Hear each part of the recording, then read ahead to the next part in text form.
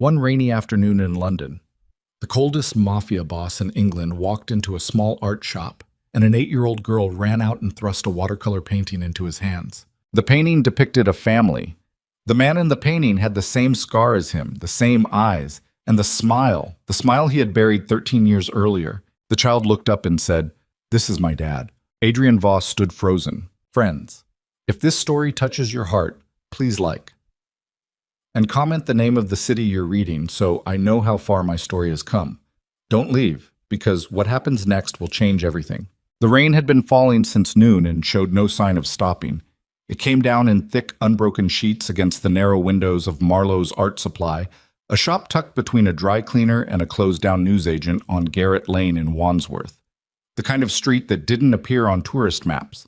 The kind of shop that survived not on foot traffic, but on regulars. Painters who knew what they wanted, teachers restocking classrooms, the occasional amateur who wandered in from the cold. Clara Whitmore had owned the shop for 6 years. She'd painted the front door herself, a deep navy blue that had since faded to something closer to gray, and she'd never gotten around to repainting it. There was always something more urgent: a burst pipe, a school permission slip, a supplier invoice 3 weeks overdue.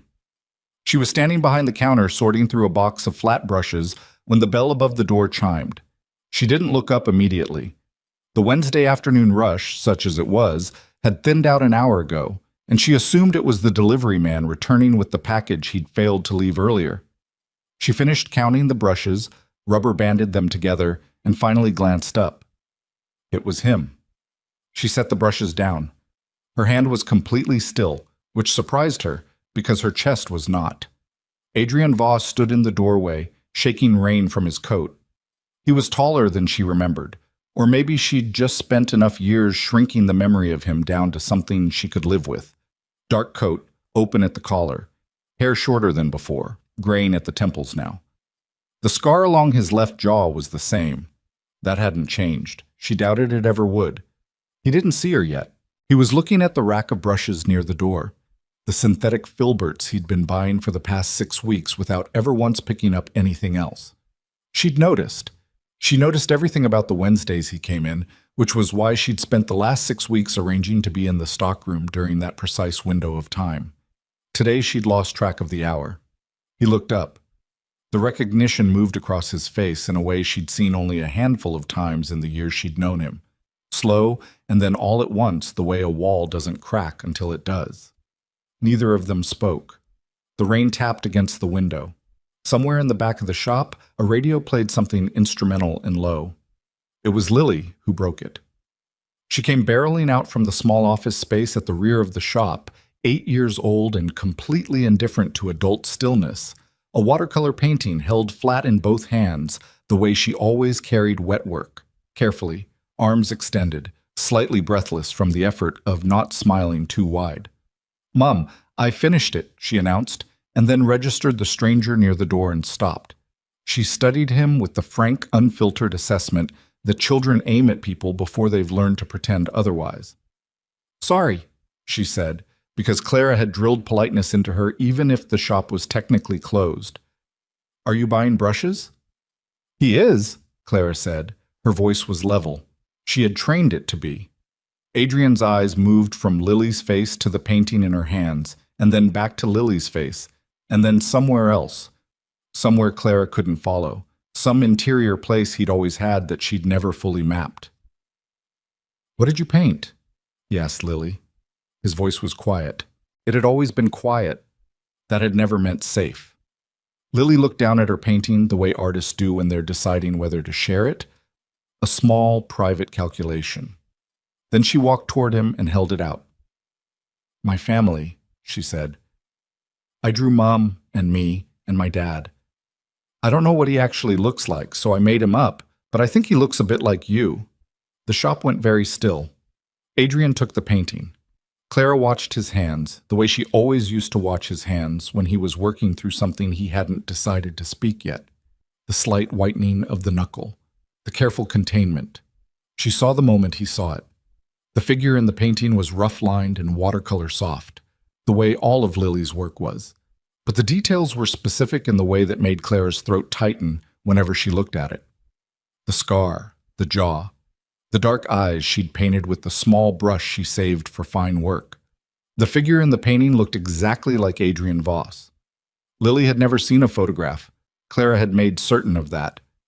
"You're very good," Adrian said, and his voice gave nothing away. And that was the most frightening thing Clara had heard in 13 years. He set the painting carefully on the counter. He took a set of brushes from the rack. He placed them beside the till, said nothing further, and looked at Clara. She rang them up. Her hands were still. The register beeped.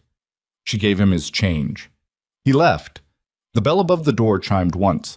Lily looked at the counter. He forgot his painting. "That's all right," Clara said. "Help me lock up." That night, after Lily was asleep, Clara sat at the kitchen table with a glass of wine she didn't drink and thought about the look on his face when he'd held the painting. She'd spent a long time learning to read people. You had to, in the life she'd built after him. And what she'd seen on Adrian Voss's face in the moment before he'd put the painting down was not suspicion or curiosity or the cold calculation she remembered from their worst years together. It was recognition, and that was worse. Adrian drove 3 blocks before he pulled over.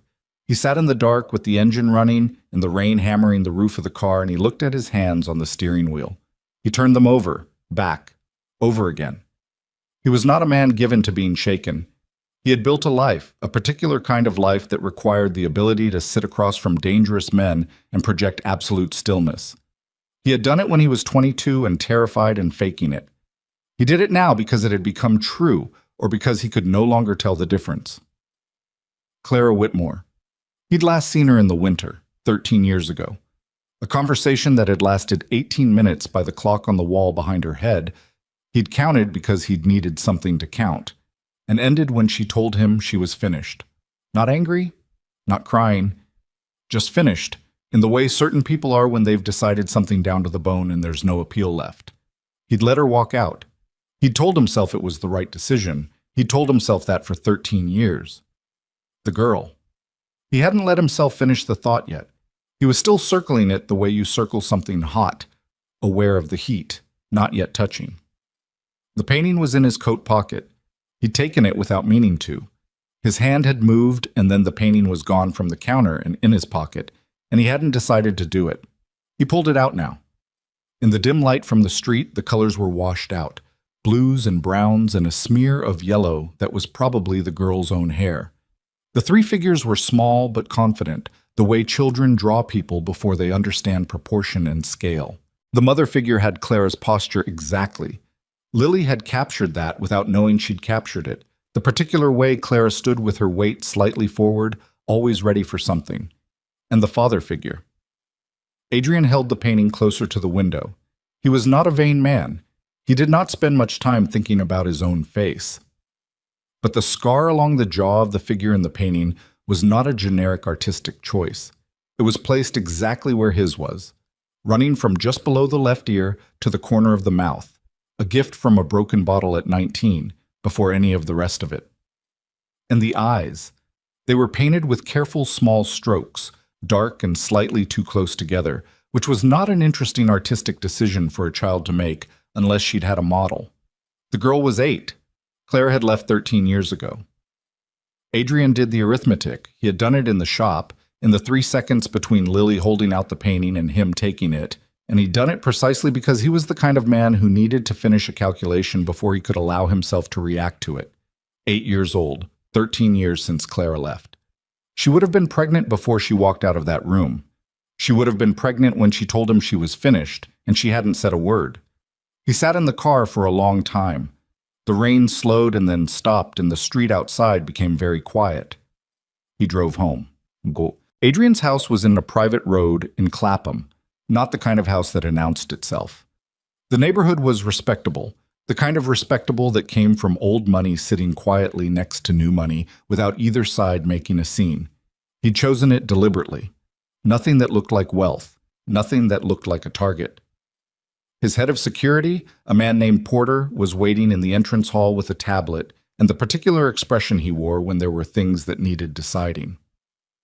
"Not tonight," Adrian said, hanging up his coat. Porter hesitated. "It's about the Eldon Street meeting." "Not tonight." Porter nodded once and disappeared. Adrian poured 2 fingers of scotch in the kitchen and didn't drink it and stood at the window looking at the garden. The garden was neat because he paid someone to keep it neat. He had never once sat in it.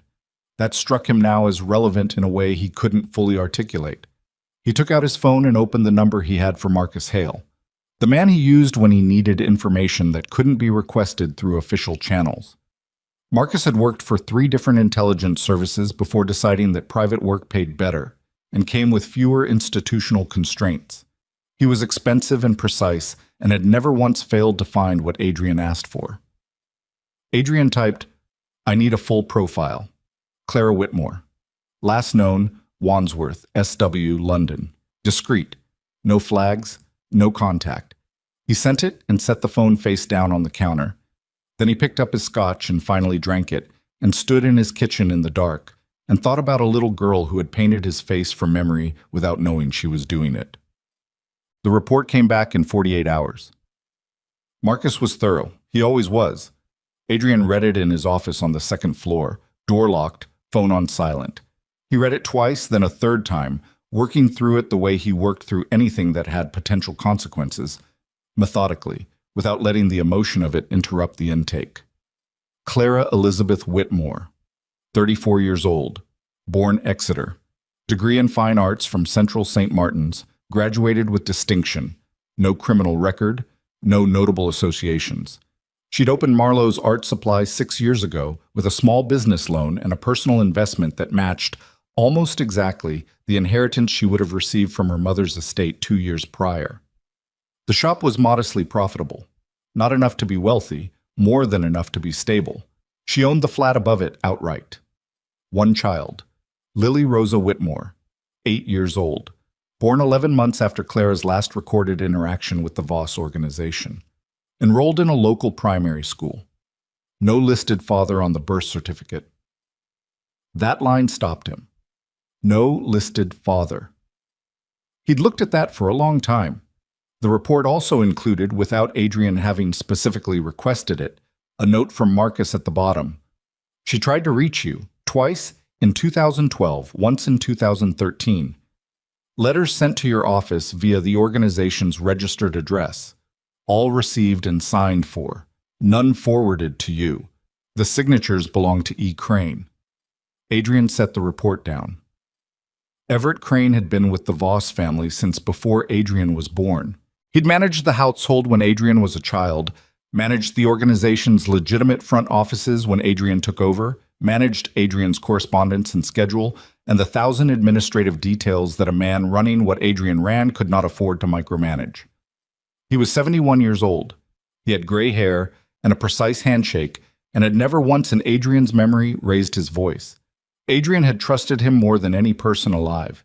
He read Marcus's note again. All received and signed for, none forwarded to you. He sat with that for a long time, longer than he normally allowed himself to sit with anything, because he was aware, he was always aware, that the way he responded to information like this in the first moments would set the course of everything that followed. He could not afford to be wrong about this. He could not afford to move before he understood the full shape of it. He picked up the phone and called Marcus. "I need to know everything Crane touched in 2012 and 2013, he said. Everything. Correspondence, finances, external contacts, everything. That's a lot of ground. You have a week. A pause. You'll pay the rate for rush work. I'll pay double, Adrian said, if you find what I think you're going to find. He hung up. Then he stood up from his desk, went to the window and looked out at the London rooftops in the gray morning light, and understood, with the particular clarity of a man who has made his life from understanding things before other people understand them, that the ground beneath everything he'd built was not as solid as he'd believed. He went back to the shop. Not on Wednesday. He waited until a Tuesday, the afternoon, when the street was quiet and Lily would likely be in school. He told himself he was going to observe. He told himself he hadn't decided anything. The navy door was propped open. Through the window, he could see Clara behind the counter, talking to a woman who was holding 2 rolls of canvas and trying to decide. He watched Clara listen with her full attention the way she always had. That was something he remembered, the precise quality of her attention, how it felt to be on the receiving end of it. She'd given that to him once. He'd taken it for granted in the way you take for granted things you believe will always be there. He went inside. Clara saw him immediately. The woman with the canvas did not notice the shift in the room because she wasn't looking. Clara kept her expression even. Adrian gave her credit for that. He browsed the brushes. He waited. The woman bought one roll of canvas and left. The shop was empty. Clara came around from behind the counter, arms crossed, and stopped 8 feet from him. Not aggressive, just placed, like she was deciding where the boundary was and marking it with her body. "You didn't come for brushes," she said. "No." "Then what do you want, Adrian?" He looked at her. He hadn't looked at her properly in the shop last week, not in the way that allowed for honest assessment. There'd been too much happening in too short a time. He looked at her now. She was thinner than she'd been. She had the look of someone who'd been doing hard work for a long time without complaint, which was different from the look of someone who was struggling. Clara had never been a woman who struggled visibly. "I want to talk about Lily," he said. The silence lasted long enough that he counted it. "She's mine," he said. Not a question. I'm not asking you to confirm it," he said. "I'm telling you I know. And I need you to tell me why you didn't." Clara breathed in slowly. She looked at the floor and then at him, and her jaw was set in the way it got when she was working through something she had every right to be furious about, but wasn't going to let herself be. Not yet. "I tried," she said. 3 times. I wrote to your office. I never received them. I know that now." A pause. "I didn't know it then. I thought you'd made your choice." He processed that. "And you thought that was possible? That I would—" "You'd made a lot of choices by that point," she said. "None of them were what I would have chosen." That landed. He let it. "I need to know her," he said. "That's not how this works." "Clara." "She's 8 years old," Clara said, and her voice was very controlled and very precise, the way it got when the precision was the only thing holding the rest of it back. "She doesn't know you exist. She painted your face because she painted a version of what she imagined, and it happened to be accurate, and that is the most complicated thing I have dealt with in years. You don't get to walk in here and say you need to know her like that resolves anything." "I'm not asking it to resolve anything." "Then what are you asking?" He didn't have an answer for that. He was aware of the gap where the answer should have been, the absence of a clean response, which was unusual enough that it registered. "Time," he finally said. "I'm asking for time to understand what this is." Clara looked at him for a long moment. He couldn't read her the way he used to. She'd gotten better at this, or he'd gotten worse, or both. "You have to understand something," she said.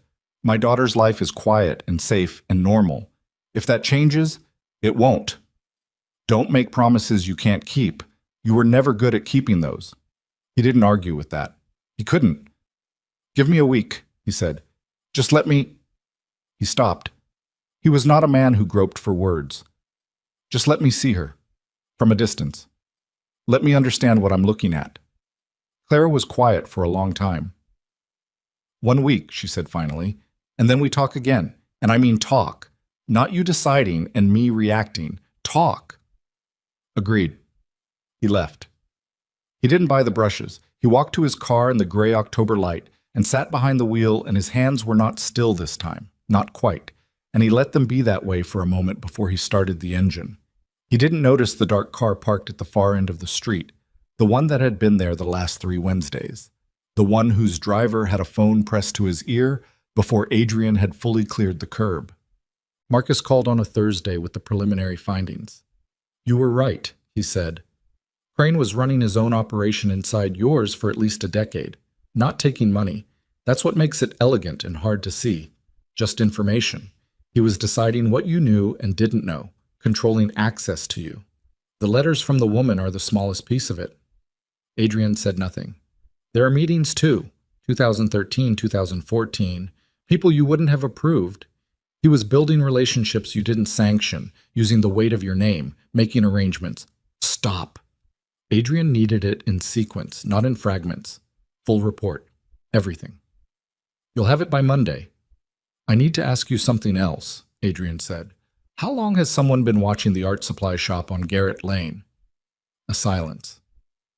"You noticed?" "How long?" Based on what I can find, 3 weeks. The plates are clean, professional job. A pause. Someone inside your operation? Level of access suggests senior. Adrian absorbed that. I'll be in touch, he said, and ended the call. He sat at his desk in the locked office and understood, with the particular chill of someone who has spent years anticipating threats from outside, only to realize the architecture of the threat had always been internal, that the woman and the child he had only just found were already being watched by someone who wanted leverage over him. He picked up his phone and called Porter. I need the car, he said, and I need you to understand that what I'm about to ask you to do stays between us. No record, nothing through the usual channels. A pause.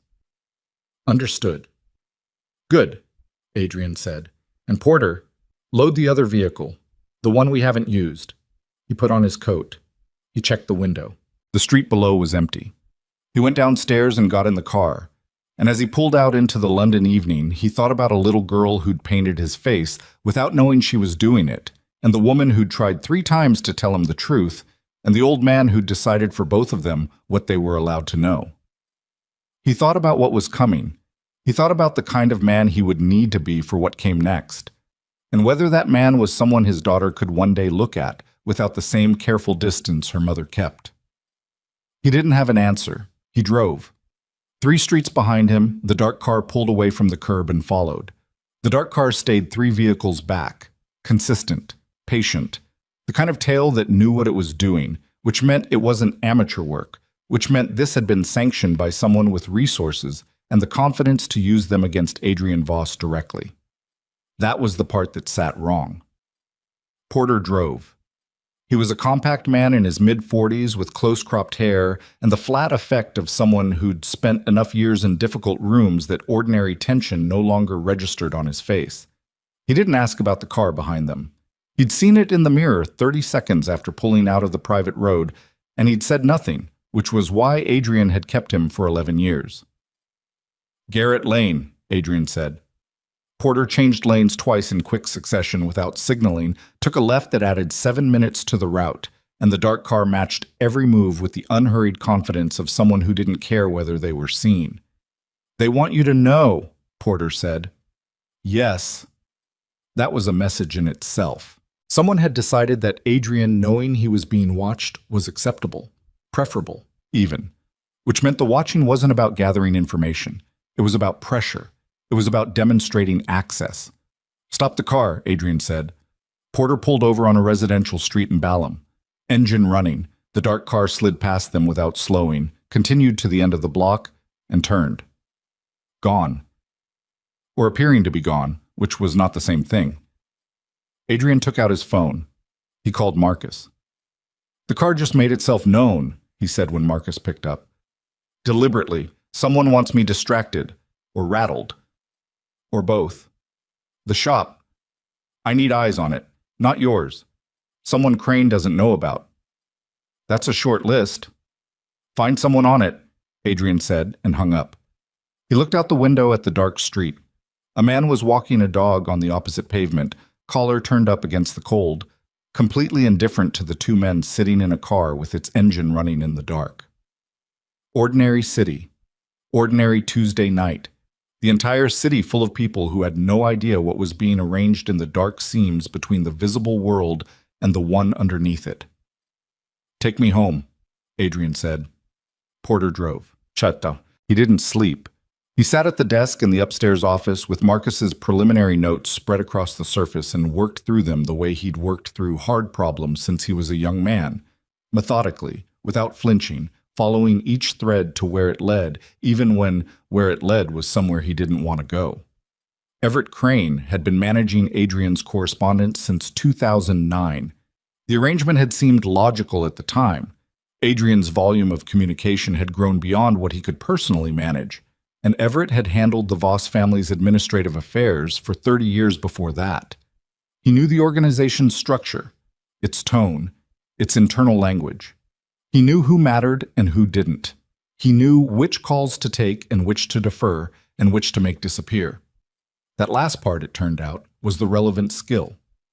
Marcus had pulled phone records, courier logs, the handwritten sign-in sheets from the organization's registered office on Threadneedle Street that nobody had thought to digitize. The letters from Clara had arrived by courier on 3 separate occasions: June 2012, November 2012, and March 2013. All 3 had been signed for by Everett Crane. None had been logged in the incoming correspondence register. None had been forwarded.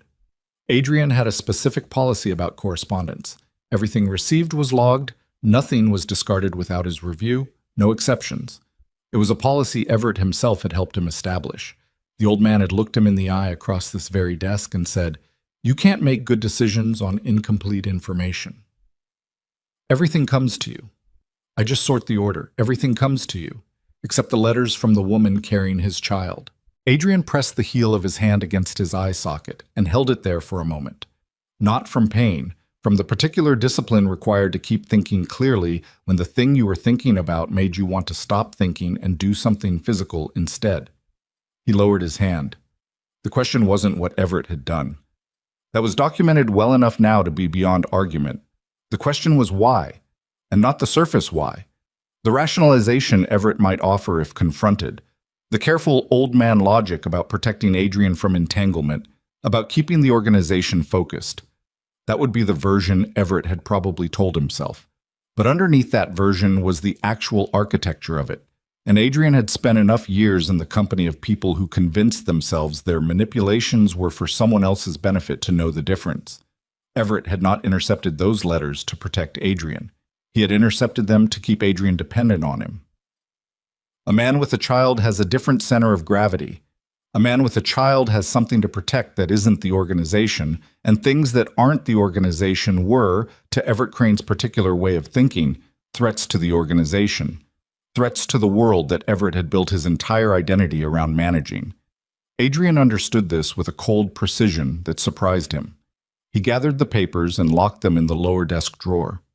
Then he went to bed and lay on his back and looked at the ceiling and thought about an 8-year-old girl who had painted his face from imagination. He slept for 3 hours. It was enough. He was back at Garrett Lane by 8:30 the next morning.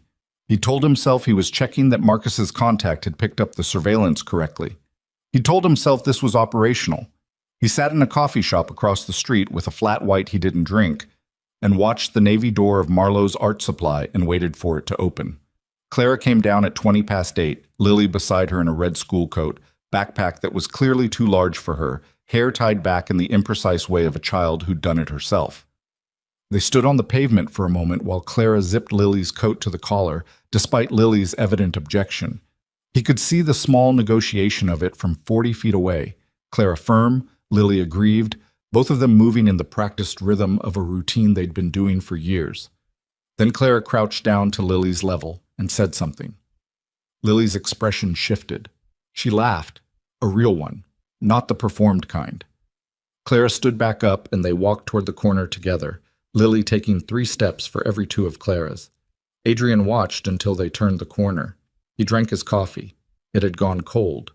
He thought about what it meant that he was sitting in a coffee shop watching a child he'd only known about for 6 days and feeling something he had no adequate vocabulary for.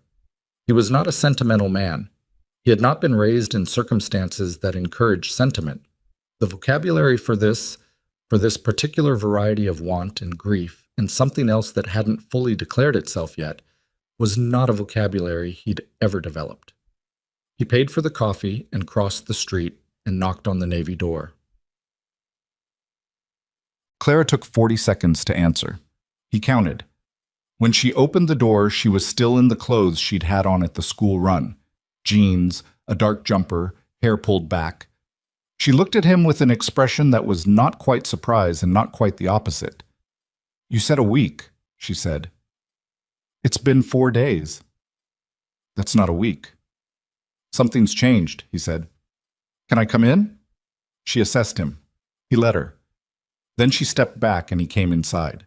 The shop was not yet open. The lights were half up, the kind of ambient morning light that made everything look slightly underwater. She went behind the counter and picked up a mug of tea she'd clearly been midway through, and she didn't offer him one, which was fine. "Someone's watching the shop," he said.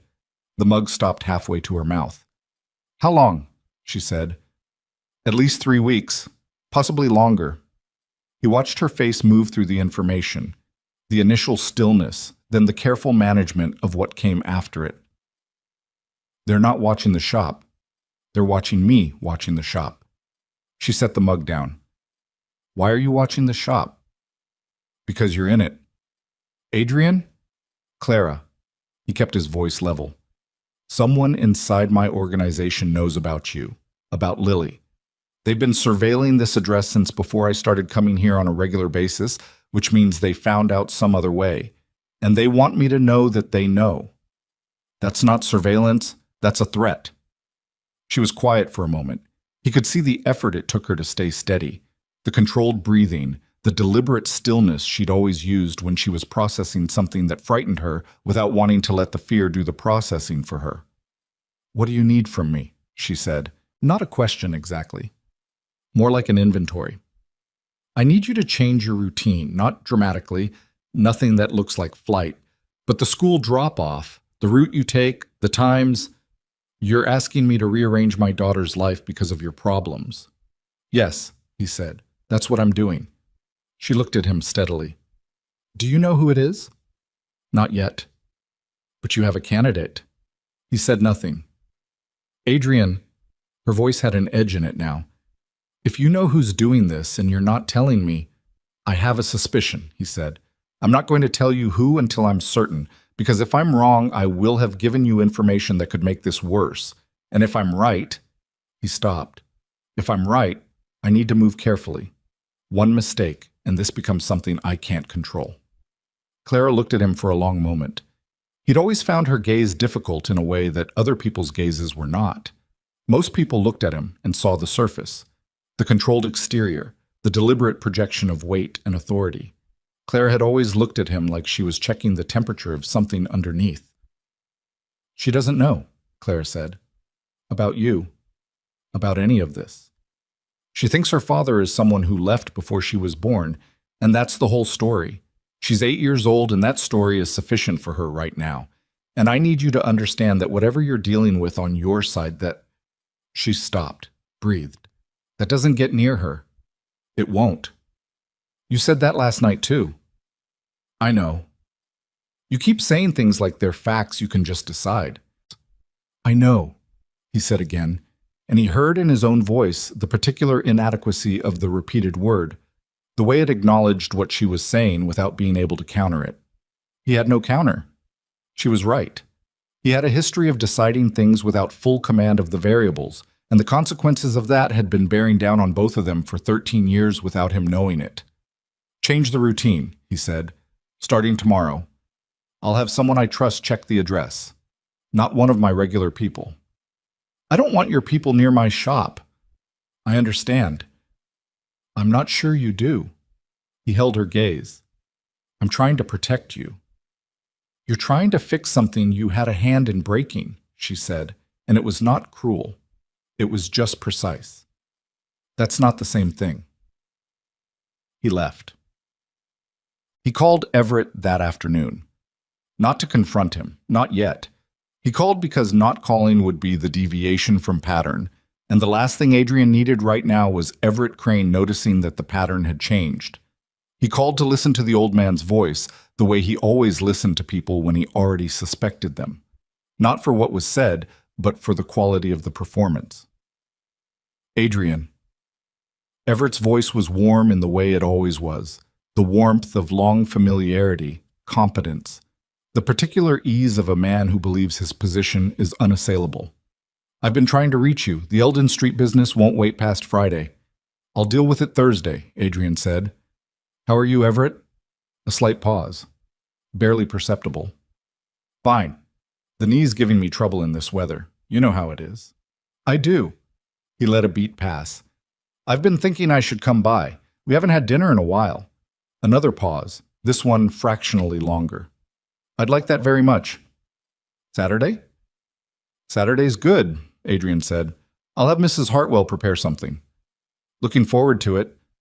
They said their goodbyes with the ease of 30 years of familiarity. Adrian put the phone down and sat very still. The pause had been there, both of them. The old man was not certain of what Adrian knew, but he was not certain that he didn't know either. That uncertainty would move through him now like a slow contamination. It would change small things, the way he filed things, the calls he made, the people he contacted. And Marcus would see the changes, and the changes would tell Adrian what he needed to know. He texted Marcus, "Watch Crane from now, everything." Then, Marcus's full report arrived on Monday. Adrian read it at the locked desk with the door closed and his phone face down and a glass of water he didn't drink. He read it in order, from the beginning, without skipping to the conclusions. He had learned long ago that the conclusions meant nothing without the sequence that produced them. The sequence was this. Everett Crane had begun making unauthorized contacts in 2011. Not with rivals. That would have been straightforward treachery, and Adrian would have seen it. Instead, Everett had been cultivating relationships with men on the periphery of Adrian's organization, men in mid-level positions who handled logistics and money movement and didn't interact with Adrian directly. Men who were capable and ambitious and had never been given sufficient acknowledgement. Everett had acknowledged them. He'd passed them small pieces of Adrian's attention, a word here, a recommendation there, always through the steward's office and always in the name of organizational efficiency, always in ways that positioned Everett as the access point. Over 12 years, he'd built a quiet network of obligation, a constellation of men who owed their advancement not to Adrian Voss but to Everett Crane, and who knew it, and who had been patient.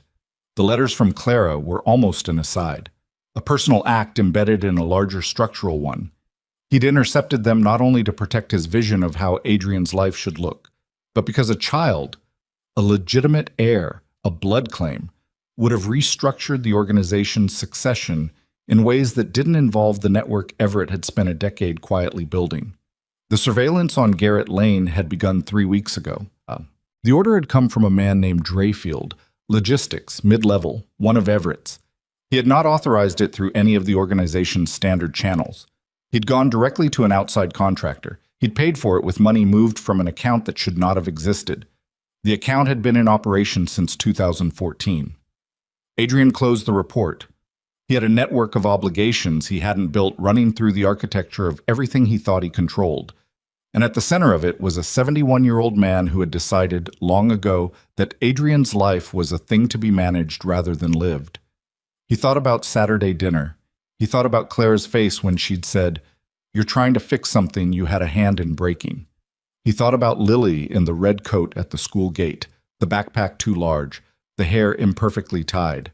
He picked up his phone and called Porter. "Saturday dinner at my house," he said. "Everett Crane is coming. I need you to go through his office at the Threadneedle Street address between now and then. Photograph everything. Don't move anything. Don't leave a trace."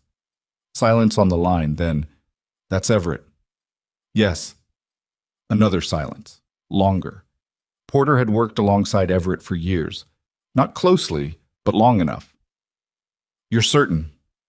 "I'm certain enough to look," Adrian said. "If I'm wrong, no harm done. If I'm right, I need the documentation before I do anything else." "Understood." "And Porter," he paused, "tell no one. Not a single person in this building." "Of course." He hung up. The room was quiet. The afternoon light had gone flat and gray through the window, the particular gray of London in October that made everything look like it was waiting for something to happen. His phone buzzed. Marcus. The text read, "Drayfield made contact with someone at Clara Whitmore's address this afternoon. In person. Knocked on the flat door above the shop. She didn't answer. He waited 12 minutes and left. You need to move her." Adrian was already standing. He was already reaching for his coat. He was halfway down the stairs when his phone buzzed again, and this time it was a number he didn't recognize. And when he answered it, the voice on the other end was Clara's, tighter than he had ever heard it, the control in it not quite holding. And she said, "Someone knocked on my door, someone I've never seen. He stood outside for 12 minutes, and he had a phone, and he was watching the flat windows, and I need you to tell me right now whether my daughter is safe at that school." Adrian hit the bottom of the stairs at full pace. "Get Lily," he said. "Right now. Don't call the school. Go yourself. Take nothing except your wallet and her coat. Leave everything else exactly where it is." "Adrian? Clara." His voice cut through without rising. "I need you to move in the next 4 minutes. We talk when you're in the car." A breath, short, controlled. I don't have a car. Take a cab, pay cash. Go to the school, get her, and call me the moment you're both inside it. He was already through the front door.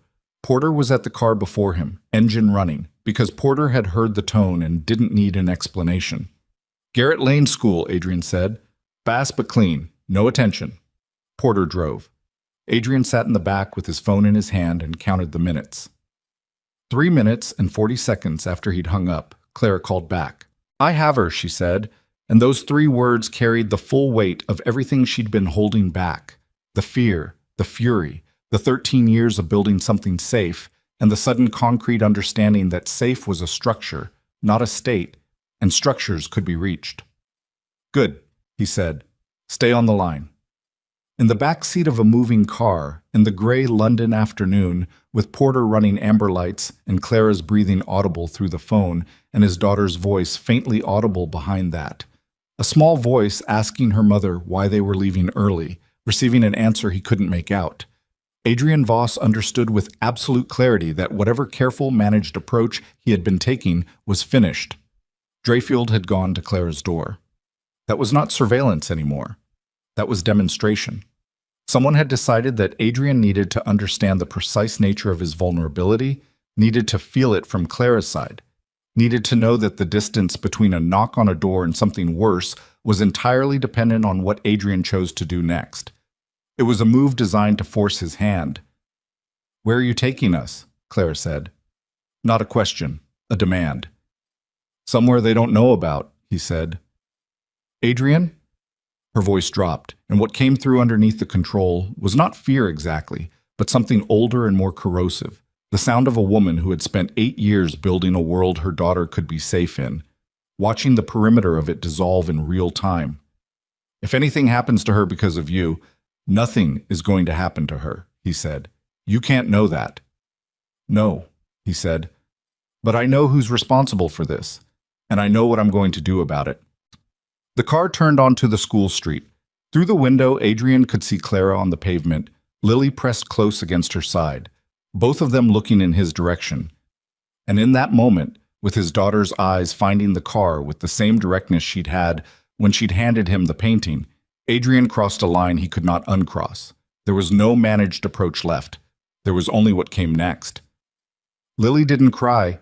That was the thing Adrian kept coming back to in the first hour. The child didn't cry.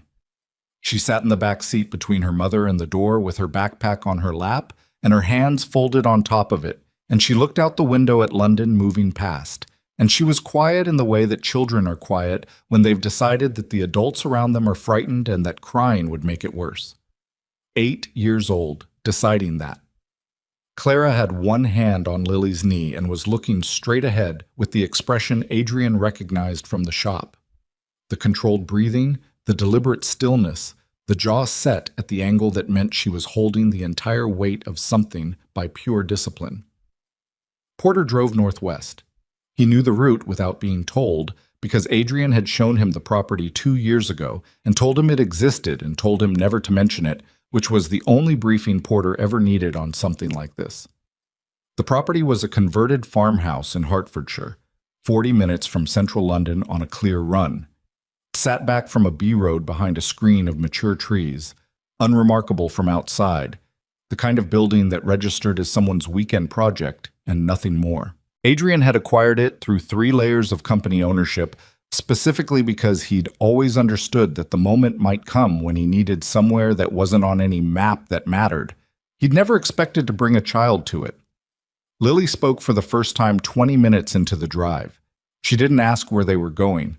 She looked at the back of Porter's head and then at Adrian's profile and said, very evenly, "Are you the man from the shop?" "Yes," Adrian said. "Mum knows you." "Yes."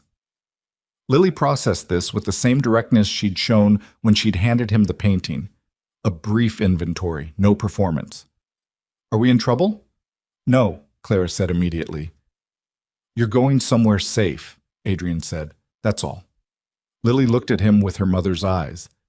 The same quality of attention, the same sense of checking something beneath the surface, and then she looked back out the window and didn't ask anything else. Claire said nothing to him for the rest of the drive. The farmhouse was cold. It had been closed for 6 months, and the heating took time to come up, so Porter moved through the rooms, turning on radiators, while Adrian checked the perimeter and Clara stood in the kitchen with Lily and looked at the space with the particular expression of a woman cataloging exits. He found her there when he came back inside. She'd located the kettle and was filling it. Lily had discovered a window seat that looked out over the back garden and had pressed herself into it with her backpack, apparently satisfied. "Talk," Clara said, keeping her back to him, her voice low enough that it didn't carry to the other room. Adrian stood in the kitchen doorway.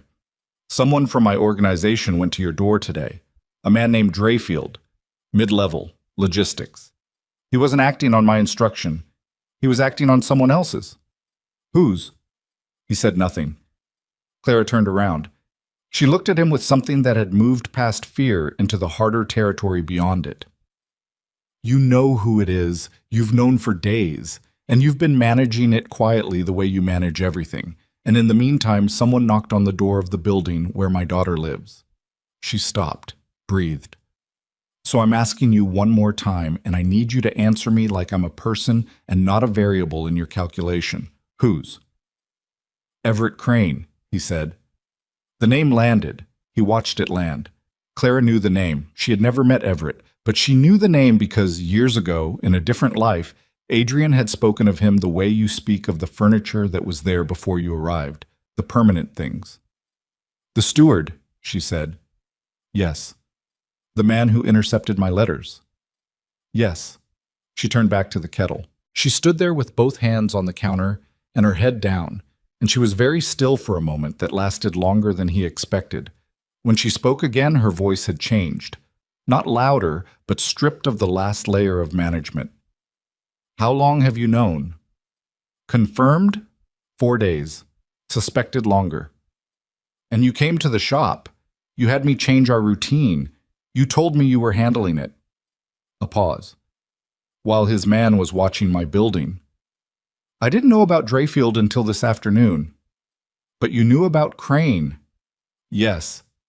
She turned around again and looked at him with something he had no comfortable response to. "What was your plan, Adrian? What were you going to do? Have dinner with him Saturday and work it out quietly while my daughter went to school past a man with a phone watching her building? I needed documentation before I moved. If I confronted him without... I don't care about your documentation." Her voice was still low, but the precision of it was gone, replaced by something raw. "I care about that girl in the other room. I care about the 8 years I spent building something safe for her. I care that you walked back into our lives 6 days ago, and now we're in a farmhouse in the middle of nowhere because someone you trusted decided we were leverage."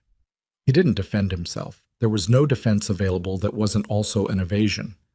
"I'm going to fix this," he said. "You keep saying that." "Clara, make it true," she said. "Stop saying it and make it true." The kettle boiled.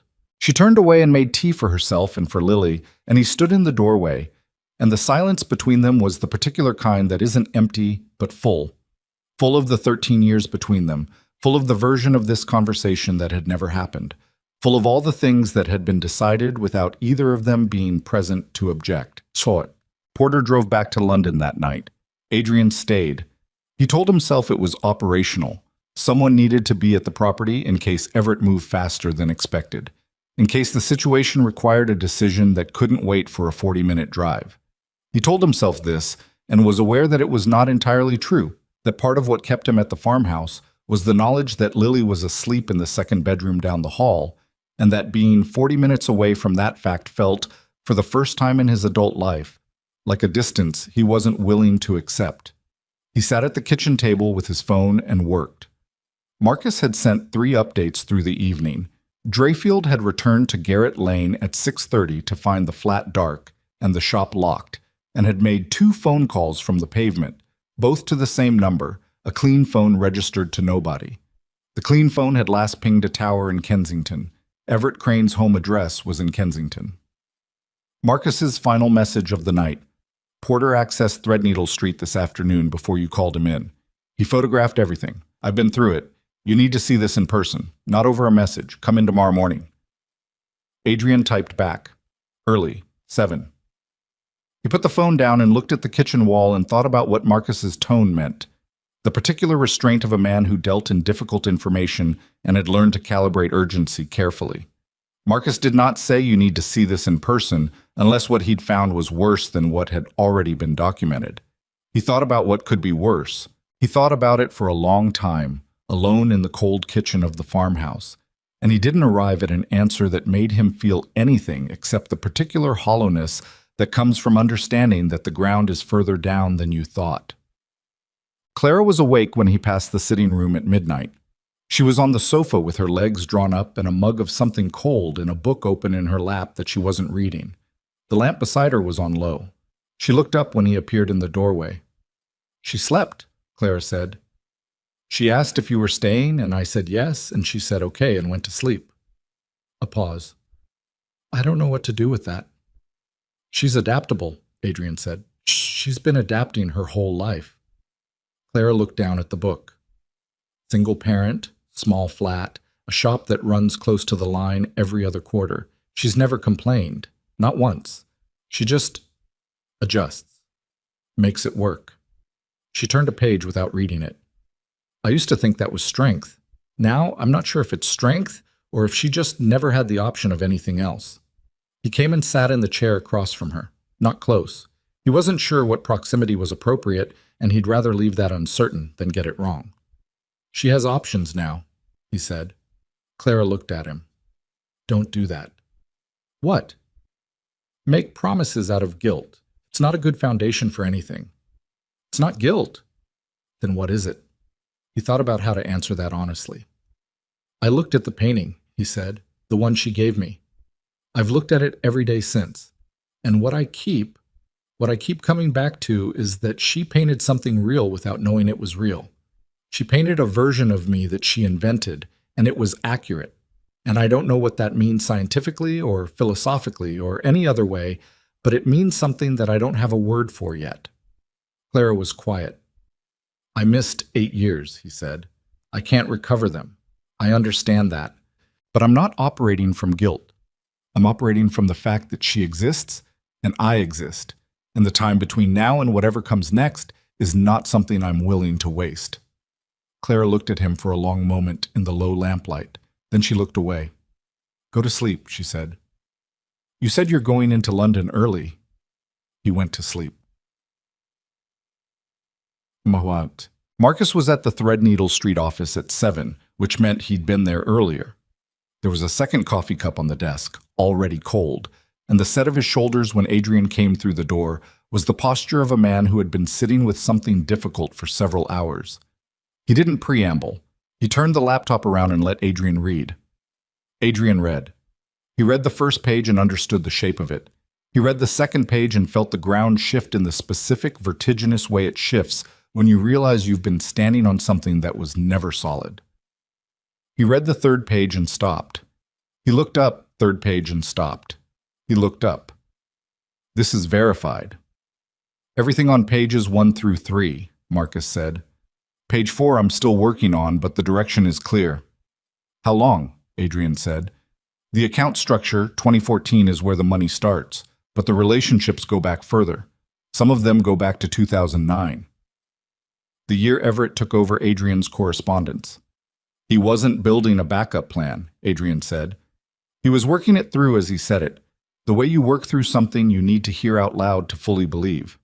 He was building a replacement. Yes. He was going to move against me. Not immediately. He's patient. The network he's built, it's not a coup, it's a transition.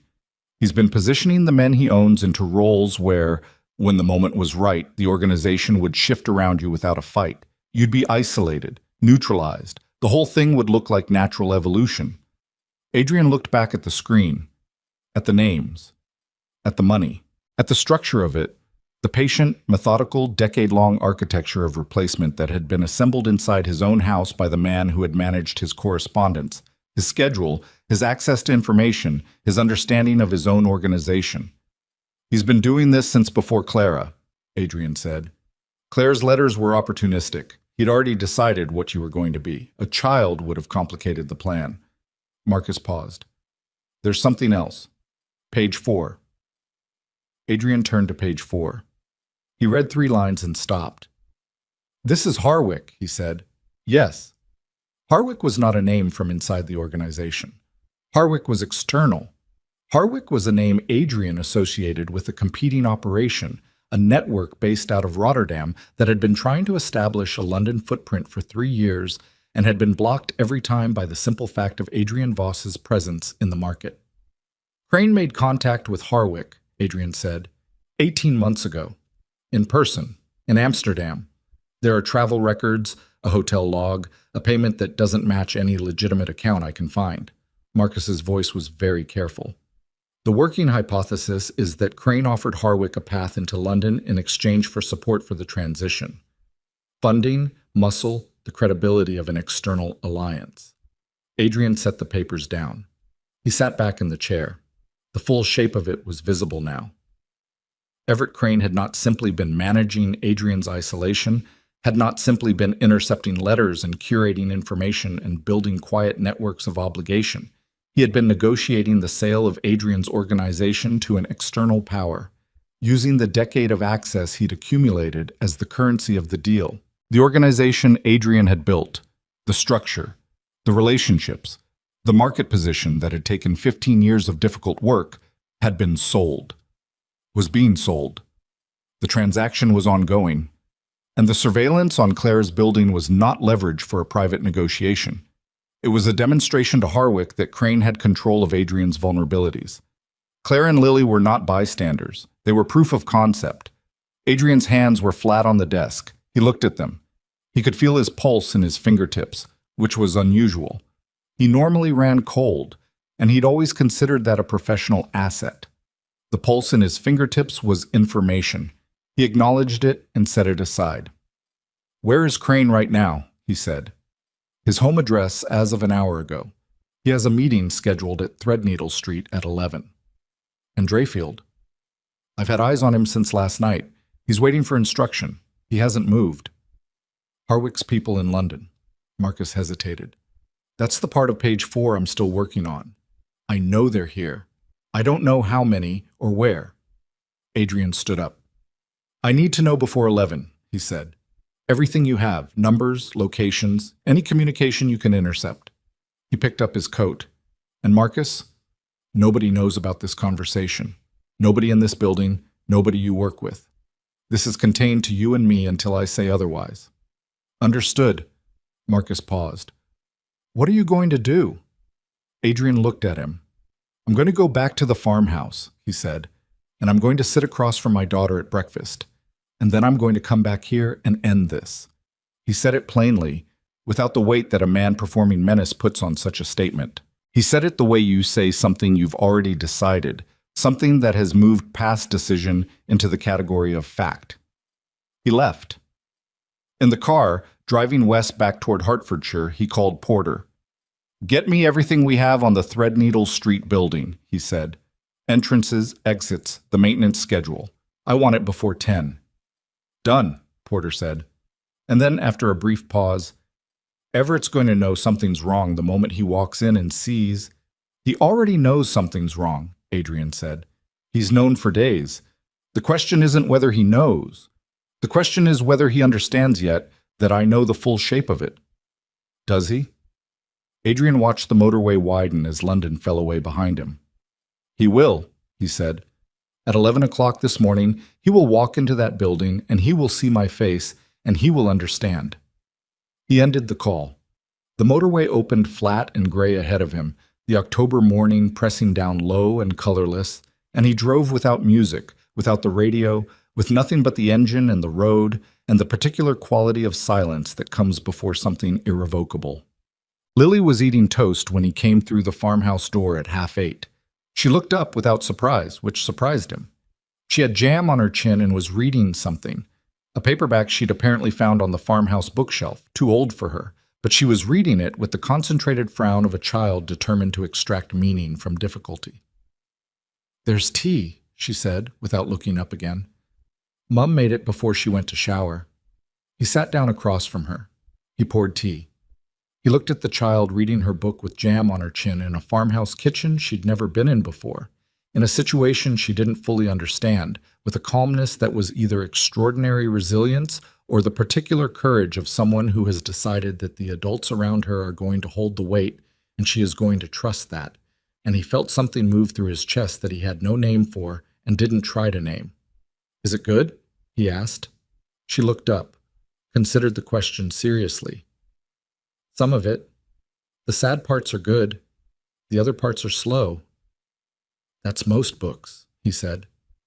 She looked at him with Clara's eyes, direct and assessing, and said, "Are you going to be around after this?" He held her gaze. He did not flinch from it, and he did not offer her the comfortable answer. "Yes," he said.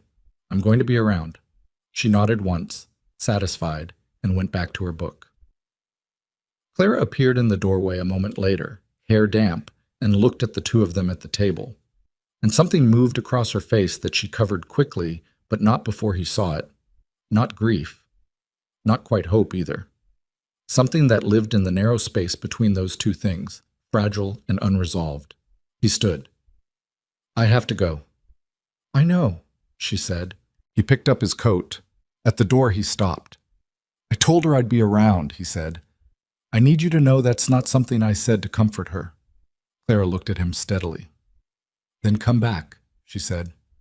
"That's all. Just come back." He drove toward London with the gray sky pressing flat above the motorway, and Everett Crane sitting in a Kensington house deciding he still had control of the variables, and Harwick's people somewhere in the city waiting for a signal that was never going to come, and the full weight of what the next 3 hours required settling across his shoulders like something he'd been carrying toward for 13 years without knowing it. He did not look in the mirror. He already knew what was behind him. He drove. He reached Threadneedle Street at 10:47. Porter was already there, parked in the service lane behind the building with the engine off and his jacket on despite the cold, standing outside the car the way he stood when he needed his hands free. Two other men Adrian trusted, not from the main organization, men from the outer edge who owed Adrian directly and had never once been in a room with Everett Crane, were positioned at the building's two street-facing exits. Marcus had sent the final update at 10:31. 4 Harwick operatives confirmed in London, 2 of them in a vehicle on Bishopsgate, 2 unaccounted for. Drayfield had left his flat at 10:15 and had not been picked up since. Unaccounted for. That was the variable Adrian couldn't close before walking in, and he'd made the decision to walk in anyway because waiting gave Everett time to understand the shape of what was coming and adjust. And Everett adjusting was the one thing Adrian could not afford. He went through the rear entrance. The building's legitimate tenant, an import consultancy that had occupied the 3rd floor for 11 years without ever asking questions about the other floors, was not in yet. The lobby was empty. The elevator smelled of cleaning fluid and old paper. He took the stairs. The 2nd floor was where Everett kept his office. Not Adrian's office, that was on the 4th floor, the room where the organization's actual business got conducted. Everett's office was smaller, deliberately unassuming, the room of a man who wanted you to understand he was support staff rather than principal. Adrian had always read that modesty as genuine. He understood now that it was the most precise performance the old man had ever given. He opened the door without knocking. Everett Crane was at his desk. He was 71 years old, gray-haired, impeccably dressed in the way he'd always been, a man whose physical presence communicated careful maintenance rather than vitality. He was reading something when the door opened. He looked up. He took one full second to register who it was and what the expression on that face meant.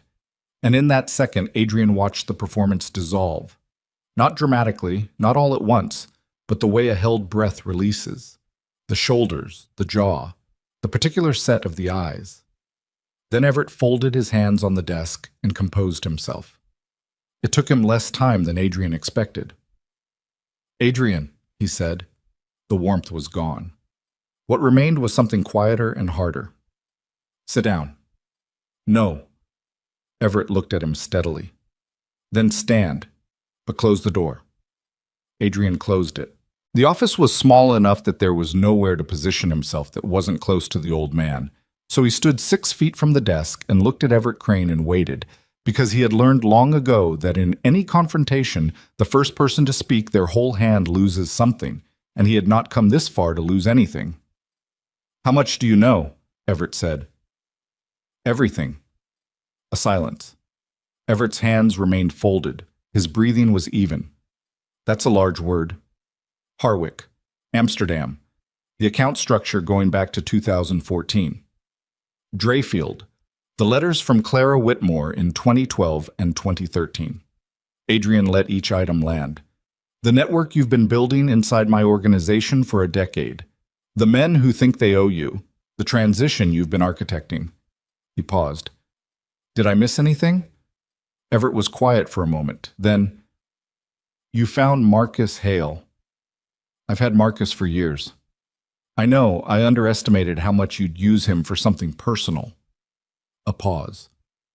"The woman." "Don't," Adrian said. His voice was very quiet. "I'm not disparaging her. I'm explaining the calculation. When you started going to the shop regularly, I had to understand what you'd found, or what had found you." Everett unfolded his hands and placed them flat on the desk. "I knew about the child 3 weeks after she was born. Clara Whitmore wrote to an address connected to this office. I made a decision." "You made my decision." "You weren't equipped to make it." The air in the room went very still.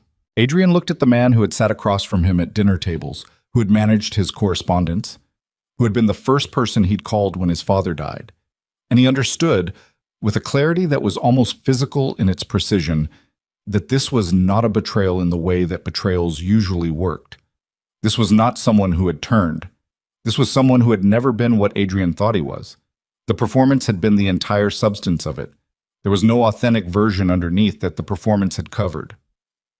"You built something inside my house," Adrian said, "for 10 years, with my name, using my reputation to put men in positions they weren't qualified for because they were yours, and you sold access to Harwick." "I positioned the organization for continuity," Everett said. "What you run is not sustainable indefinitely. You've made enemies faster than you've made alliances. You've run on force of personality and the fear your name generates. That has a shelf life. I was building something that would last past you." "Past me." Adrian heard the phrase and let it sit. "You decided I was the problem to be managed. I decided you needed to be protected from your own worst instincts." Everett's voice was still level, but something had shifted in it. Something that sounded, Adrian realized, almost like conviction. The old man believed this. That was the worst part. He had done all of it with the absolute certainty of someone who had never once questioned that his judgment was the correct one. "The woman would have pulled you apart. A child would have given every enemy you have a clean target. I made the hard decision because you couldn't." "She sent 3 letters, Adrian said. 3. "She tried to tell me I had a daughter and you took that from me. I protected—" "Don't say that word again." The quiet was gone from his voice now. Not loud. He didn't raise it, but the control in it had a different quality, the quality of something pulled very tight. "Don't say you protected anyone. You removed my ability to choose. You took 13 years of my daughter's life, and you took 13 years from Clara, and you filed it under protection and went back to your desk." Everett held his gaze. "Yes," he said, "I did." The admission, unqualified and direct, landed harder than any defense would have. Adrian's jaw tightened. He breathed through it. "Where is Drayfield?" he said. "I don't know." "That's a lie." "It's not. I sent him to the woman's building to establish—" "I know what you sent him to establish." Adrian moved for the first time, coming to the edge of the desk, and Everett did not move back, but something in his posture recalibrated. "You sent him to show Harwick you had leverage over me. A woman and a child is proof of concept for a deal you've been negotiating for 18 months. That's what you used them for." Everett said nothing. "Where is he?" Adrian said again. "I told him to stand down last night when you moved them." "Stand down to where?" The door opened. It opened the way doors open when the person on the other side is not concerned about the impression it makes. Fast. All the way. No hesitation. Drayfield came through it with a phone in one hand and the expression of a man who had arrived somewhere he'd calculated he had the right to be. And he looked at Adrian and stopped. He was mid-40s, compact, the particular kind of unremarkable that operations people cultivate deliberately. He'd been in the organization for 9 years. Adrian had spoken to him directly perhaps 4 times. He had been Everett's, apparently, for most of those 9 years. And looking at him now, Adrian could see the specific quality of a man who has been waiting for his allegiance to become relevant. "You weren't supposed to be here," Drayfield said. Not to Adrian, to Everett. "Change of plan," Everett said, and his voice had shifted again, harder, with an edge Adrian hadn't heard before. The edge of a man talking to someone he owns. Drayfield looked at Adrian. The phone in his hand was live. Well, the screen was on, a call connected, and Adrian understood in the space of a single second what the phone meant. Harwick's people on Bishopsgate. 2 unaccounted for. The call already open when Drayfield walked in, which meant someone on the other end had been listening. "Put the phone down," Adrian said. Drayfield didn't move. "He won't," Everett said. "This isn't a conversation anymore, Adrian. You've moved too fast. Harwick's people are already—" The window broke. It broke inward, the safety glass cracking in the specific pattern of something thrown against it from outside rather than a projectile, and Adrian moved before his mind had finished processing the sound. Left, away from the window, behind the edge of the wall, hand going to the inside of his jacket, where Porter had insisted, 11 years ago, that he carry something he'd spent most of those years not needing.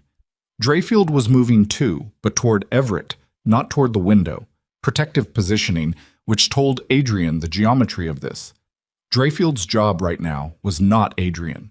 Drayfield's job was the old man. The door from the stairwell hit the wall.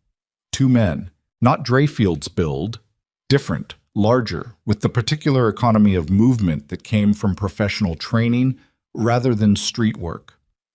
Harwick's unaccounted-for operatives, which meant they'd been in the building before Adrian arrived, which meant the surveillance had been tighter than Marcus had tracked, and Adrian had miscalculated the timeline. He had one advantage. They were looking for Everett first. He moved. He hit the first man at the shoulder while the man's attention was still oriented toward the desk, and the impact drove them both into the doorframe with enough force that Adrian felt it in his collarbone, a deep structural pain that he registered and set aside because there was no useful thing to do with it right now. The man was bigger and recovered faster than Adrian had wanted, and the counter was short and precise, a forearm across the throat that caught Adrian partially and sent him back 2 steps, vision blurring at the edges. The second man was past him, going for Everett. Drayfield intercepted, which was unexpected. The loyalty ran deep enough, apparently, that the man put his body between Harwick's operative and the old man, and the resulting collision bought Adrian 3 seconds. He used them. His phone was in his hand. 1 word to Porter, now. He heard the ground floor door go 30 seconds later. Porter and the 2 men from the exits coming up fast. The operative who'd hit him looked toward the stairwell sound, and that half-second of distraction was the only thing Adrian needed. He drove forward, low, the way he'd been taught 20 years ago by a man he'd hoped never to need lessons from, and took the man's legs out from under him, and they went down together onto the office floor, and the impact was hard enough that Adrian's vision went white at the edges for a moment, and then came back. He was breathing in gasps. His collarbone screamed.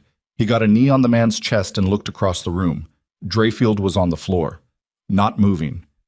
The second Harwick operative was standing over Everett's desk with the old man's collar in his fist, and Everett Crane, 71 years old, gray-haired, the man who had managed Adrian's correspondence, who had sat at dinner tables and talked about his knee in the October damp, was looking at the operative with the expression of a man who had run his calculations and found them wanting for the first time. "Tell them to stand down," the operative said. His English was accented, functional, direct. "Tell them, or the next call to Harwick, changes the instruction." Everett looked past the operative.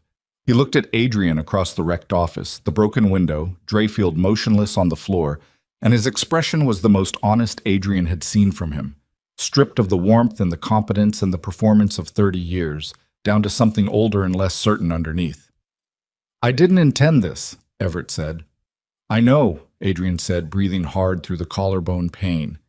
That's the problem. You never intend what you cause. Porter came through the door. The operative turned.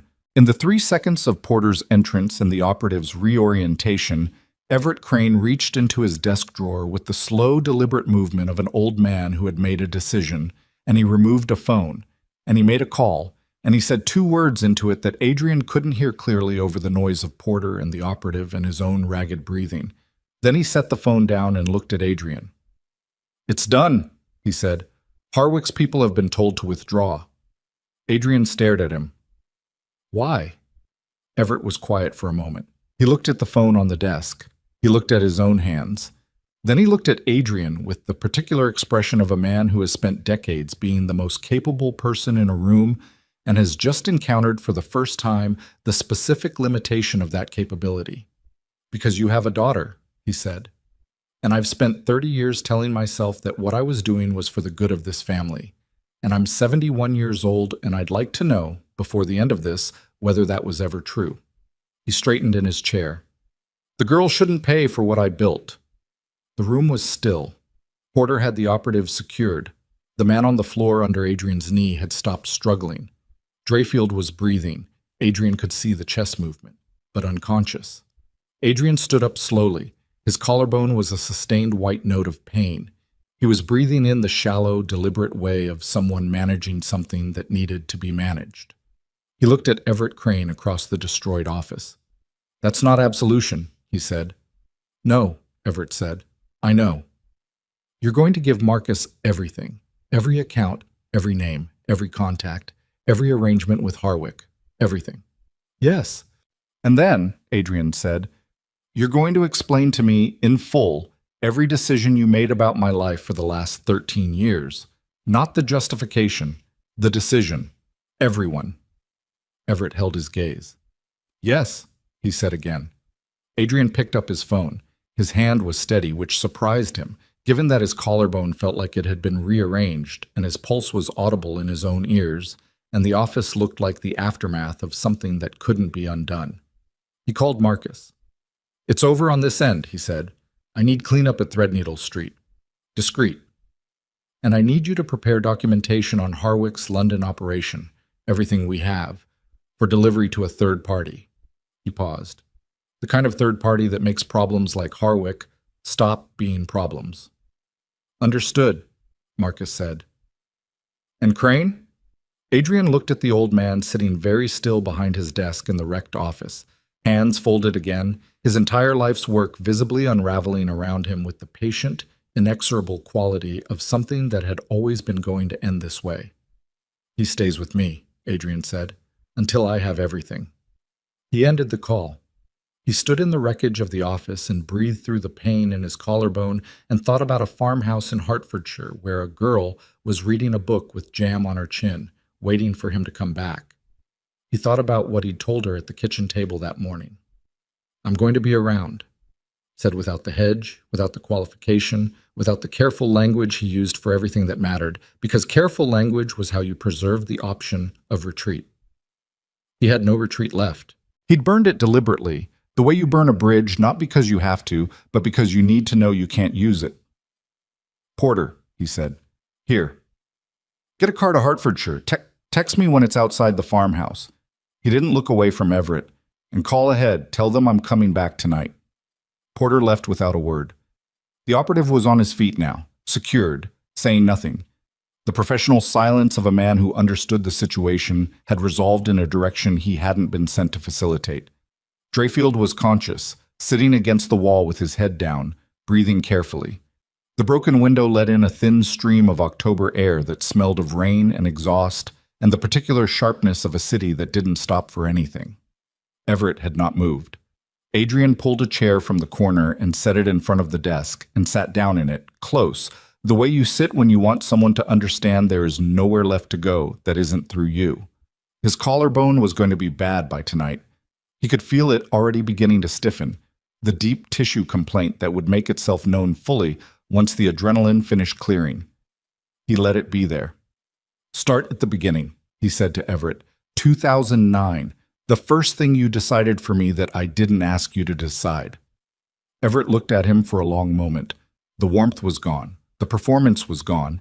And what remained was a very old man who had built a world around his own judgment and was sitting in the wreckage of that world and understanding, perhaps for the first time, that the architecture had been wrong from the foundation. He started talking. Adrian listened. He listened the way he'd learned to listen to difficult things, without interrupting, without letting the reaction reach his face, following each thread to where it led. He listened as the full shape of 13 years assembled itself from Everett's careful, precise account. Each decision, each interception, each arrangement made in Adrian's name without Adrian's knowledge. He listened to the part about Clara's letters. He listened to the part about Lily's birth. He sat very still, and he listened to all of it. And when it was done, the office was very quiet, and the October light through the broken window had shifted toward afternoon. "Thank you," Adrian said. He meant it as what it was. Not forgiveness, not absolution, just the acknowledgement that the truth had been given. Then he stood up, straightened his jacket over the ruined collarbone, and walked out of the office toward the car that was waiting to take him back to his daughter.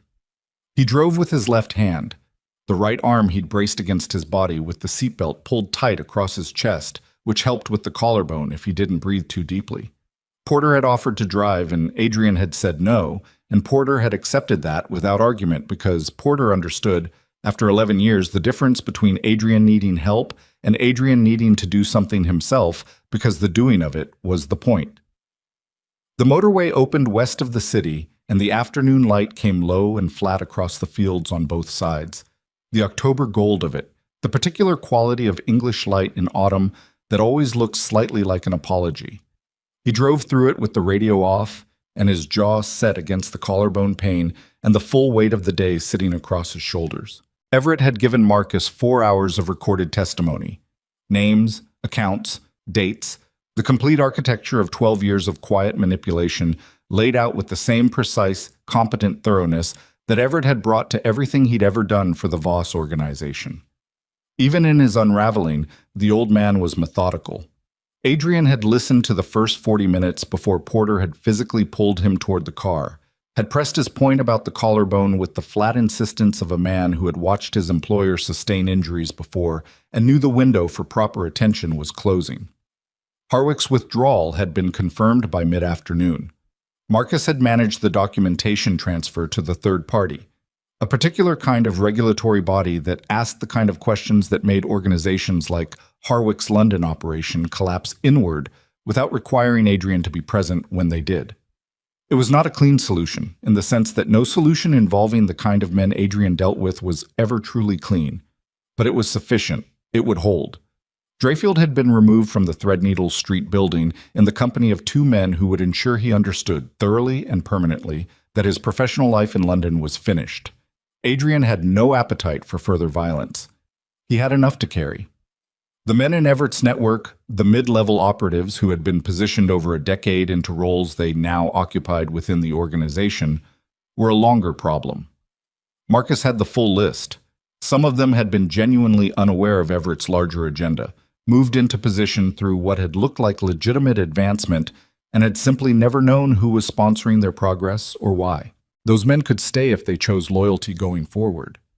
Adrian would know, from the documentation, which ones had known more than they should have. The ones who had known would be having different conversations.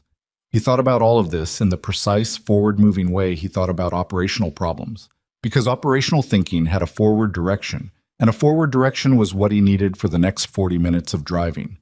If he stopped thinking operationally, he would start thinking about the recording of Everett's voice describing the moment he'd decided not to forward Clara's first letter, the measured, careful way the old man had explained the calculation. And if he started thinking about that, he would have to feel it properly. And feeling it properly was something he could not afford to do at 70 miles an hour on the M1. He would feel it properly later. He drove. The farmhouse lights were on when he turned down the B road. All of them. The kitchen, the sitting room, the upstairs bedrooms. The building sat back from the road behind the tree line and glowed amber in the early dark, and something about the look of it, lit up, inhabited, the ordinary domestic fact of people inside a house at the end of a day, hit him in a way he hadn't anticipated and had to breathe through carefully. He parked. He sat in the car for a moment with the engine off. The collarbone had stiffened badly on the drive. Getting out of the car was going to require a specific sequence of movements, and he worked through it methodically before he began. Door handle with the left hand, pivot away from the right side, lead with the left shoulder. He did it in the dark of the car park with the patience of a man who understood that there was no useful thing to do with physical pain except manage it. He got out. Clara opened the farmhouse door before he reached it. She'd heard the car. She stood in the doorway with the light behind her and looked at the way he was holding his right arm and said nothing for a moment, just looked, the way she looked at things when she was deciding what they meant. "How bad?" she said. "Collarbone, not broken. Probably." "Probably. I'll have it looked at tomorrow." She stepped back to let him in, and as he passed her in the doorway, she put one hand briefly on his left arm. Not a gesture of comfort, exactly, more like a check. The way you check something you've been worried about by touching it. Quick. Then her hand was gone and she was closing the door. "Lily's awake," she said. "She was supposed to be asleep an hour ago. She's been listening for the car." He looked up the stairs. "Go," Clara said. "I'll make something for the collarbone." He went up. Lily's door was open 3 inches. The precise amount of open that communicated I am theoretically in bed and available to be told I should be asleep, while also communicating I am absolutely not asleep. He pushed it gently with his left hand. She was sitting up against the headboard with the paperback open in her lap, the bedside lamp on, her hair loose from the imprecise ponytail she'd had at breakfast. She looked up when the door opened, and the expression on her face, the immediate, unguarded relief of it, was the most undefended thing he'd seen in years. She covered it quickly, the way children cover things when they're trying to seem composed, and looked back at her book. "You came back," she said to the book. "I said I would." People say things. He came into the room and sat carefully on the edge of the bed, favoring the left side, angling away from anything that might contact the collarbone. Lily looked at the way he was sitting and then looked at his face. "You're hurt," she said. "A little." "What happened?" Some things that needed to be finished got finished.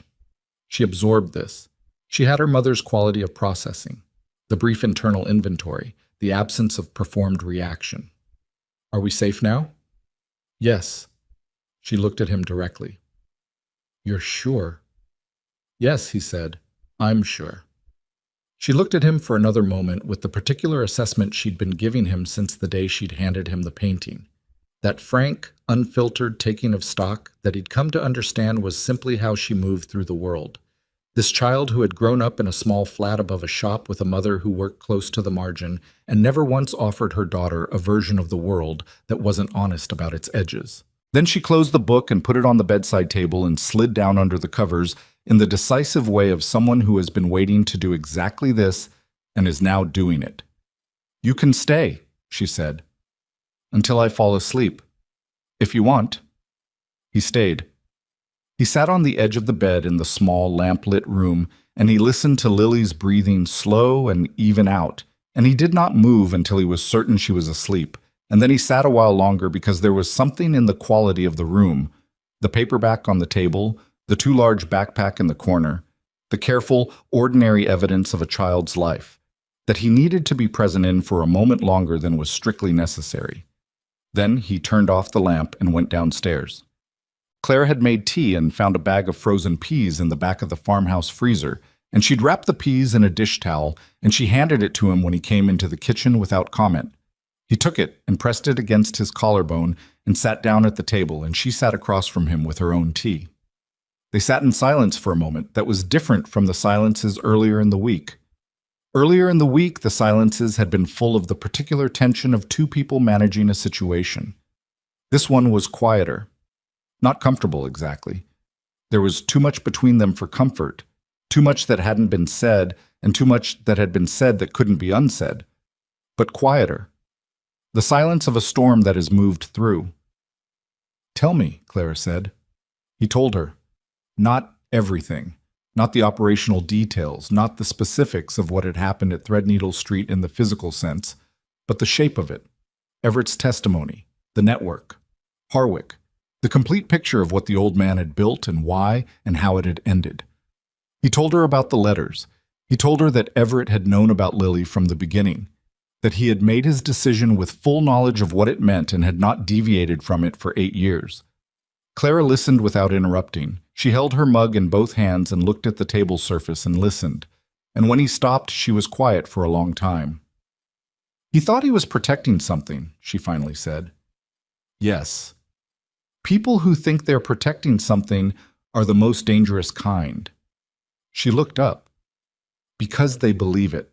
It's not cynicism. They genuinely believe the damage they do is worth the thing they're protecting. Yes, he said again. She looked at him steadily. You believe things too. About what your life had to look like. About what you were allowed to want. He didn't argue with it. I'm not saying you're the same as him, she said. I'm saying I need you to understand the difference between what you've decided and what you've actually changed. Because decisions are easy. You've been making decisions all week. Decisions are not the same as change. I know. Do you? She set the mug down. Because you're going to want to come back from tonight and reorganize your organization and make it run differently and tell yourself that the man who built the first version of it is gone. And maybe he is, but there's a girl upstairs who is going to need the version of you that comes after that for years, and she can't afford for you to be working through your transformation on her time. He looked at her. What do you want me to do? I want you to be slow, she said. I want you to take it slowly and let her set the pace and not decide how this goes. She's been imagining you her entire life. The real version of you is going to require adjustment. You need to let her do that adjustment without making it about what you need from her. It was the most direct thing she'd said to him across all the days of this week, and it was also the most important. And he heard it the way he'd been learning in the last 7 days to hear the things Clara said, not as criticism to be managed, but as information he genuinely needed. All right, he said. All right, she repeated, not mocking it, just confirming that she'd heard the register of it. She picked up her mug. She looked at the window, dark glass, their reflections faint in it, the kitchen behind them. I need to tell you something, she said, about why I left. The real reason. He waited. It wasn't only the life you were living. I knew the life when I met you. I didn't leave because I couldn't live with what you were. She paused. I left because I could see what you were becoming, and I could see that you couldn't. And I was pregnant, and I was 21 years old, and I thought if I stayed, I would spend the rest of my life being afraid of the version of you that was coming. The version that had locked everything down so completely that there was no room in it for anything soft. She looked at him. I was wrong to leave without telling you. I've known that for years. I told myself Everett's silence was confirmation that you'd chosen, and I used that confirmation because it was easier than what it would have cost to try again. A pause. I'm not asking for absolution either. I'm just telling you the actual truth. He sat with it. The full weight of it. Not just the years, not just the logistics of what had been lost, but the human fact of two people who had each, in their own way, chosen the version of events that cost them least, and had been paying a different price ever since. I was becoming that, he said. The version you were afraid of. You weren't wrong about it. I know. I'm not certain I'm not still becoming it. I know that too, she said. That's why I'm telling you to be slow. He looked at her across the kitchen table in the farmhouse that wasn't either of theirs, in the aftermath of the hardest week either of them had navigated, and he understood, with the particular clarity that comes not from decision, but from the simple accumulated weight of truth, that whatever came next between them was not going to be the thing they'd had before. That was gone. The version of them that had existed before Everett and the letters and 13 years of separate lives was not recoverable, and attempting to recover it would be a failure of honesty, and honesty was the only currency either of them had left. What came next would be something different, slower, built from the actual materials available rather than from the memory of what had been. He found, sitting across from her in the cold farmhouse kitchen with a bag of frozen peas against his collarbone, that he could live with that. More than live with it. 3 months passed. They were not easy months, and Adrian had not expected them to be. The organization required the kind of sustained attention that a decade of Everett's structural manipulation had made necessary. Men moved, accounts restructured, relationships renegotiated from honest foundations rather than inherited obligation. Marcus stayed on, his role formalized now, his access to Adrian direct rather than filtered through any intermediary. Porter continued as he always had, reliable and without ceremony. Everett Crane had been removed from every position he held. There had been no public confrontation, no dramatic exposure. Adrian had considered both and rejected both as unnecessary. The old man had given his full testimony, had signed documents that secured the organization's legal position in regard to the Harwick arrangement, and had retired to a house in the countryside that was comfortable and entirely isolated from anything that had once constituted his world. Adrian visited him once, in the second month, and they sat in the old man's garden for 40 minutes and spoke very little, and at the end of it, Adrian stood up and said, simply, that he hoped Everett would find whatever it was he'd been looking for in the years ahead, and Everett had looked at him with the expression of a man who had spent his entire life being certain and had arrived at uncertainty too late to know what to do with it, and Adrian had left. He did not go back. The Threadneedle Street office was redecorated, a small renovation that nobody on the outside would notice and that everyone on the inside understood perfectly. Lily chose the pace. That was what Adrian kept coming back to across those 3 months. The way the child managed it with an instinctive precision that no adult in the situation could have matched. She did not rush toward him, and she did not hold back from him. And the distance she kept was not suspicion, but simply the honest calibration of someone assessing something new. She told him on a Wednesday afternoon in November that she'd like to show him the spot in Wandsworth Park where she went to draw. She said it matter-of-factly, while eating an apple at her kitchen table, as though it were a minor logistical item. He said he'd like that. They went on the Saturday, the three of them, and Lily found her spot, a bench near the west boundary with a particular view of the tree line. And she set up her watercolors, and she drew while Adrian sat beside her and watched without commentary, which was what she'd implicitly asked for by not asking him for his opinion. Clara sat on the other end of the bench and read. At some point during the second hour, Lily shifted sideways on the bench and leaned very slightly against Adrian's arm. She didn't comment on it. She kept drawing. He kept still, the way you keep still when something has arrived that you don't want to disturb. The park was full of ordinary Saturday afternoon life, dogs, children, the slow drift of people with nowhere particular to be. The light was November thin, and the trees were mostly bare, and the air smelled of cold earth and dead leaves and the distant suggestion of rain. It was not a remarkable afternoon. It was the best afternoon he'd had in 13 years. Clara opened the larger studio in December. It was 3 doors down from the original shop on Garrett Lane, a space she'd been eyeing for 2 years. A former furniture showroom with high ceilings and north-facing windows that threw the kind of diffuse, even light that painters spent careers chasing.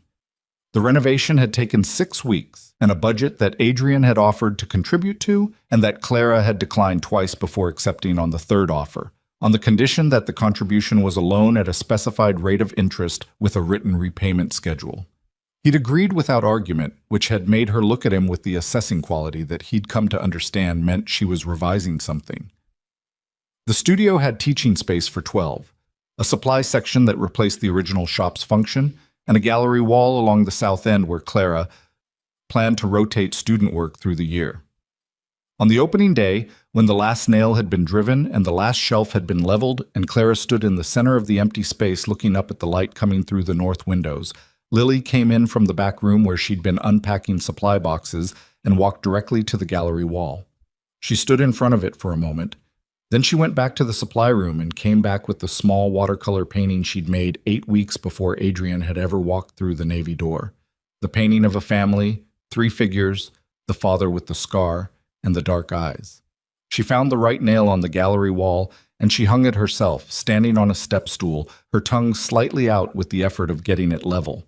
She stepped back and looked at it. "That's where it should be," she said, with the decisive authority of someone who has located the correct position for something after a long search.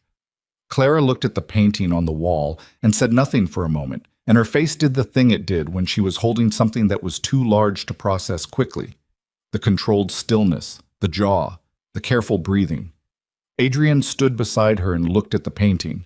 The 3 figures, the small girl between the 2 adults, the father with the scar she'd painted from imagination and gotten exactly right. He thought about the day she'd handed it to him in the original shop, the rain against the windows, the radio playing something low, the way the whole world had shifted on its axis in the 30 seconds it had taken him to look at a child's watercolor and understand what he was looking at.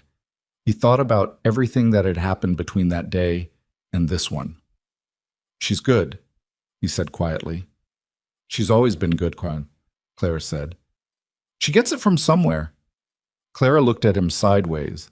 The corner of her mouth moved, not quite a smile, but the architecture of one. The first he'd seen from her that wasn't complicated by everything else. "Don't push it," she said. He didn't push it. On a Tuesday in late December, Lily sat at the kitchen table in the flat above the original shop. They hadn't moved yet. The new flat above the studio was still being finished, with her watercolors and a large sheet of good paper that Clara had cut to size for her. She painted for 2 hours. She was focused in the way she went when the work had a direction she was following rather than discovering, her small brush moving with the deliberate confidence of someone who already knows what the finished thing looks like and is simply uncovering it. When she finished, she sat back and looked at it. Then she carried it through to the sitting room where Adrian was reading and Clara was marking up an order form at the other end of the sofa, and she set it on the coffee table and stepped back. It was a family portrait. 3 figures, as before. The same small girl in the center. The same woman beside her. The father figure on the other side with the scar and the dark eyes and the particular set of the jaw. But this version was different from the one on the gallery wall. In the first painting, there had been a space around the father figure. Not a physical gap, but something in the quality of the brushwork, the way a child paints something imagined rather than something seen.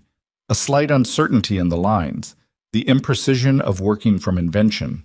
In this one, the lines were certain. The figure had been painted from life. Lily looked at the painting on the coffee table, and then at Adrian, and then at the painting again. "The other one had a space," she said. "Around you. I didn't know how to paint you properly because I didn't know you yet." She paused, considering. "This one doesn't have that." He looked at the painting. He looked at the small, certain figure of himself between his daughter and the woman who had kept the truth of him alive in a child's imagination for 8 years, through everything, through the letters that went unanswered and the silence that she'd misread, and the long, patient work of building a life in the space where he should have been. He thought about what it had cost. All of it. The specific, unrecoverable cost of every year that had passed before this one. There was no version of what he felt that was uncomplicated by that cost. He didn't try to find one. "Can I keep it?" he said. Lily considered this with appropriate seriousness. "It's yours," she said. "I painted it for you." He picked it up carefully, the way she'd taught him without meaning to. Arms extended, held level, the way you carry something wet that you don't want to damage. Clara was watching him from the other end of the sofa. When he glanced at her, she didn't look away. And what was in her face was not happiness exactly. Happiness was too simple a word for something that had this much history in it, but something true. Something that had been arrived at honestly and at cost, and was therefore worth something that easier things were not. He set the painting on the mantelpiece. Lily looked at it there, made a small adjustment to the angle, and then went back to the kitchen to clean her brushes. The flat was quiet. Outside, December London moved through its ordinary Tuesday evening. Traffic, voices, the distant sound of a bus on the high street. Ordinary city. Ordinary life pressing right up against the window. Adrian sat back down in his chair. He looked at the painting on the mantelpiece, the certain lines of it, the family without spaces, and he let himself, for the first time since the day the painting had started all of this, simply look at it without calculating what it meant or what it would cost or what came next. It was enough. It was more than enough. It was the whole thing,